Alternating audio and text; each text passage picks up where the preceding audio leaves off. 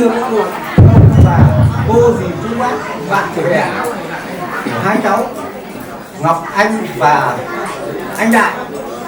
Hôm nay gia đình nhà tôi, trai chúng tôi có sửa lễ. Cái thứ nhất là lễ ăn hỏi, cái thứ hai là lễ rước cưới. Kính mong các vị ông các bà của nhà gái chấp nhận lễ của gia đình nhà trai chúng tôi. Cuối cùng chúng tôi xin chân thành cảm ơn. Kính thưa toàn thể các cụ, các ông, các bà, các bạn bè, các vị quan khách có mặt trong buổi lễ ăn hỏi và đại lễ ngày hôm nay. Lời đầu tiên xin được phép thay mặt họ nhà gái xin gửi tới các vị quan khách một lời chúc sức khỏe và một lời chào trân trọng nhất. Và cũng xin thay mặt họ nhà gái chúng tôi xin được đón nhận lễ của nhà trai làm lễ gia tiên và xin chúc toàn thể các quý vị, các vị quan khách có một sức khỏe dồi dào và cùng vui chung với ngày vui của các cháu trong ngày hôm nay. Xin chân thành cảm ơn.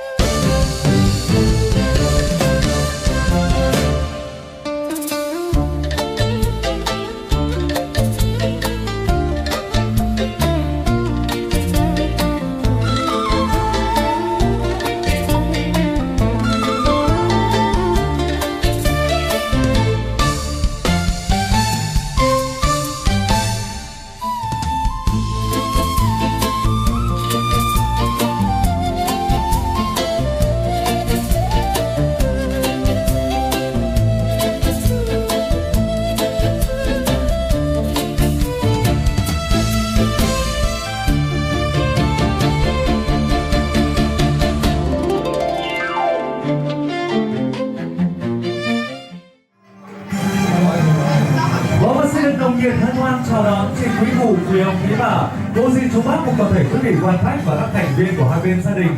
Chúng ta đang có mặt trong ngày hạnh phúc, ngày đại lễ vu quy của cô dâu Ngọc Anh sánh duyên cùng chú rể anh Đại.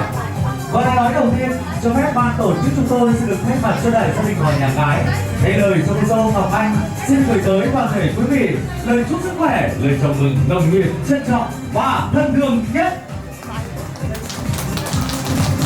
Kính thưa chị quý phụ, quý ông, quý bà, kính thưa toàn thể quý vị kính mến, cuộc đời của chúng ta khi tuổi trẻ, tình yêu và hôn nhân nó mãi là một đề tài muôn thuở. Thưa quý vị, yêu và được yêu nó là điều hạnh phúc lớn lao của cuộc đời mỗi con người. Tình yêu là một bản hòa ca của hai tâm hồn. Ngày hôm nay, ngày 21 tháng 12 năm 2025, tức ngày 2 tháng 11 năm Ất Tỵ, là ngày đặc biệt nhất trong cuộc đời cô dâu Ngọc Anh khi hai bên gia đình chúng ta tổ chức đại lễ vu quy chúc mừng hạnh phúc cho cô dâu Ngọc Anh nên duyên cùng chú rể anh Đại. Trong một không gian thật lãng mạn, thật ấm cúng, thật nhiều màu sắc, thật nhiều cảm xúc, thì tất cả quý vị chúng ta đã dành những nụ cười, những câu chúc mừng ngọt ngào để chúng ta làm những món quà thật tuyệt vời. Xin được trịnh trọng tuyên bố đại lễ vu quy chúc mừng hạnh phúc cho cô dâu Ngọc Anh sánh duyên cùng chú rể anh Đại chính thức được bắt đầu.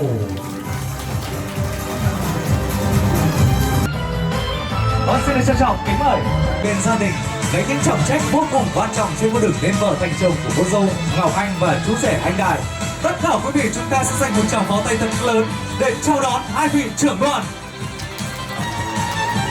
Và thưa quý vị, trong một không gian thật lãng mạn, thật hạnh phúc, thật nhiều niềm vui tại tư gia của gia đình họ nhà gái, những lời nói, những lời phát biểu và những lời cảm ơn đầu tiên cho phép ban tổ chức chúng tôi xin được trân trọng dành tới cho vị trưởng đoàn đại diện gia tộc họ nhà trai. Xin được trân trọng kính mời ông. Kính thưa các cụ, kính thưa các ông các bà, cô dì chú bác, cùng toàn thể anh chị em trong gia đình, tôi đại diện cho họ nhà trai xin có lời phát biểu. Trước hết là xin cảm ơn tất cả các cụ ông các bà, anh chị em trong họ nhà trai và họ nhà gái đã đến hiện diện để xin dâu. Hôm nay tôi thay mặt họ nhà trai có mấy lời phát biểu.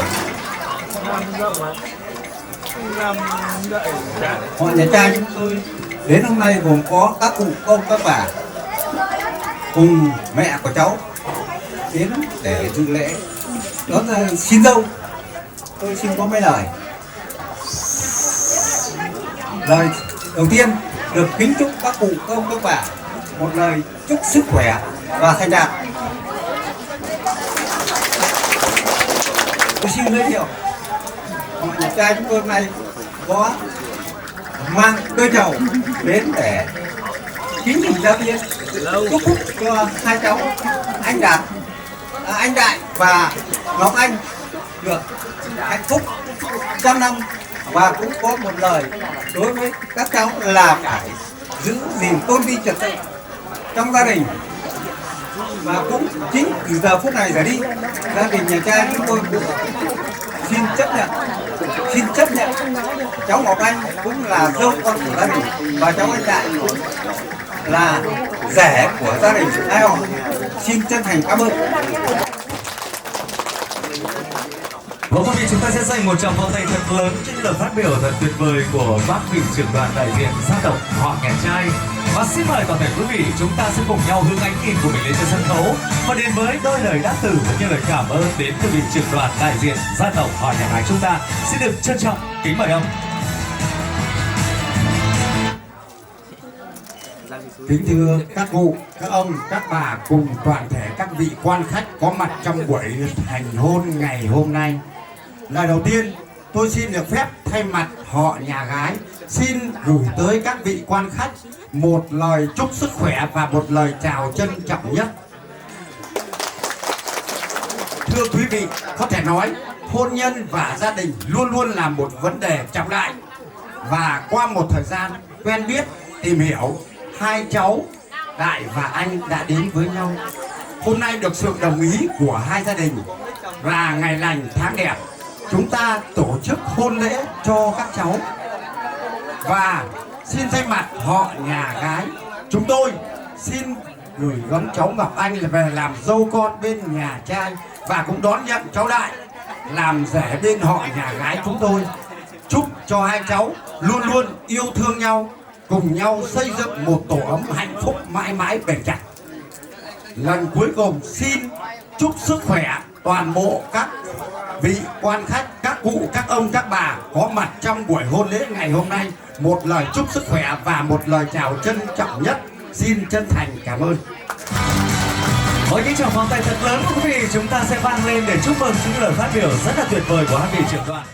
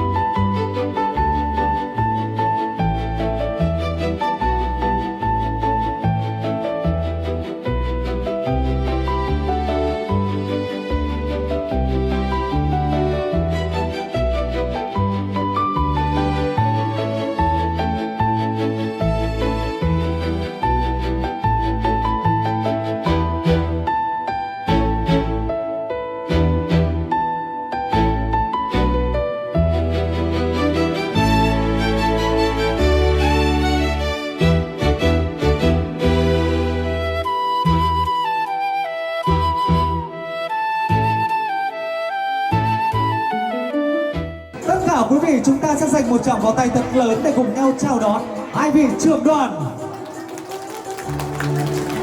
Và thưa quý vị, phong tục lễ cưới cổ truyền của người dân Việt Nam chúng ta, khi đại lễ thành hôn được tổ chức trong một không gian thật trang trọng, lịch sự và thật nhiều niềm vui tại tư gia của gia đình họ nhà trai, thì những lời phát biểu và những lời cảm ơn đầu tiên cho phép ban tổ chức chúng tôi sẽ được trân trọng dành tới cho vị trưởng đoàn đại diện dân tộc họ nhà gái.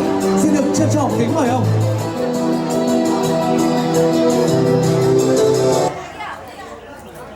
Kính thưa các cụ, các ông, các bà, kính thưa các vị quan khách có mặt trong buổi lễ thành hôn của hai cháu ngày hôm nay. Lời đầu tiên xin được thay mặt họ nhà gái, tôi xin được chân thành cảm ơn họ nhà trai đã dành cho họ nhà gái chúng tôi một sự đón tiếp chân thành và nồng hậu. Kính thưa các cụ, các ông, các bà, có thể nói là hạnh phúc hôn nhân luôn là một vấn đề trọng đại. Hôm nay tôi xin được thay mặt họ nhà gái xin gửi gắm cháu Ngọc Anh về làm dâu con bên họ nhà trai và đón nhận cháu Đại được làm rể bên nhà gái chúng tôi. Chúc cho hai cháu luôn luôn yêu thương nhau, hạnh phúc suốt cuộc đời. Một lần nữa xin chúc toàn thể các quý vị đại biểu, các quan khách được mạnh khỏe, hạnh phúc và bình an. Xin chân thành cảm ơn. Chúng ta sẽ dành một tràng pháo tay thật lớn cho những lời phát biểu rất là tuyệt vời của trưởng đoàn đại diện dân tộc họ nhà gái. Một tràng pháo tay thật lớn đúng không ạ? Và thưa quý vị, đến thế nữa là có đi có lại để lấy tỏi lòng nhau. Xin mời quý vị chúng ta sẽ cùng hướng ánh nhìn của mình đến trên sân khấu và đến với đôi lời đáp cử với những lời cảm ơn đến các vị trưởng đoàn đại diện dân tộc họ nhà trai. Xin được trân trọng kính mời ông.